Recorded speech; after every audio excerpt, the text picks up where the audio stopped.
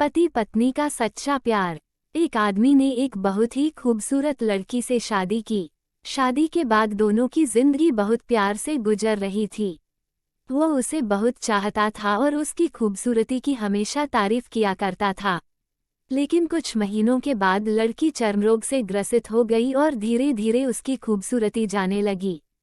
खुद को इस तरह देख उसके मन में डर समाने लगा कि यदि वो बदसूरत हो गई तो उसका पति उससे नफरत करने लगेगा और वो उसकी नफरत बर्दाश्त नहीं कर पाएगी। इस बीच एक दिन पति को किसी काम से शहर से बाहर जाना पड़ा।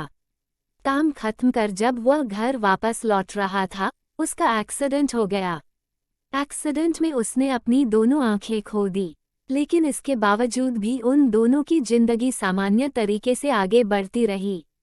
समय गुजरता रहा और अपने चर्मरोग के कारण लड़की ने अपनी खूबसूरती पूरी तरह गंवा दी।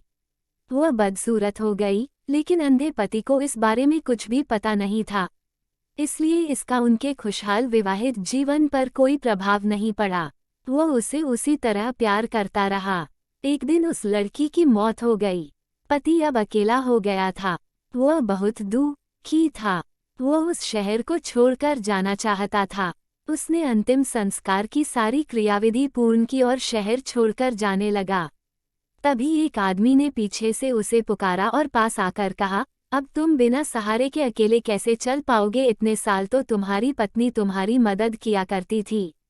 पति ने जवाब दिया, दोस्त, मैं अंधा नहीं हूँ, मैं बस अंधा होने का नाटक कर रहा था, क्योंकि यदि मेरी पत्नी को पता चल जाता कि मैं उसकी बदसूरती देख सकता हूँ तो यह उसे उसके रोग से ज़्यादा दर्द देता। इसलिए मैंने इतने साल अंधे होने का दिखावा किया। वह बहुत अच्छी पत्नी थी, मैं बस उसे खुश रखना चाहता था। सीखने की बात तो यह है कि खुश रहने के लिए हमें भी एक दूसरे की कमियों के प्रति आंखें बंद कर लेनी चाहिए और उन कमियों को नज़रअंदाज कर देना चाहिए।